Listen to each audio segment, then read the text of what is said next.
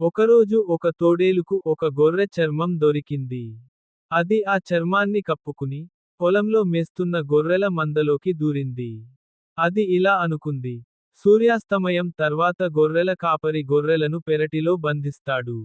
రాత్రి నేను ఒక బలిసిన గొర్రెను పట్టుకొచ్చి పారిపోయి దాన్ని తింటాను. గొర్రెల కాపరి గొర్రెలను పెరటిలో బంధించి వెళ్ళిపోయేంత వరకు అంతా సవ్యంగానే సాగింది. ఆ తోడేలు రాత్రి గడిచి చీకటి పడే వరకు ఓపికగా ఎదురు చూసింది. కాని అప్పుడు ఊహించని సంఘటన జరిగింది. గొర్రెల కాపరి సేవకులలో ఒకడు పెరటిలోకి ప్రవేశించాడు. రాత్రి భోజనం కోసం ఒక బలిసిన గొర్రెను తీసుకురమ్మని అతని యజమాని అతన్ని పంపాడు. అదృష్టవశాత్తు, ఆ సేవకుడు గొర్రె చర్మం కప్పుకున్న తోడేలును పట్టుకున్నాడు. ఆ రాత్రి గొర్రెల కాపరి మరియు అతని అతిథులు ఆ తోడేలును రాత్రి భోజనంగా తిన్నారు.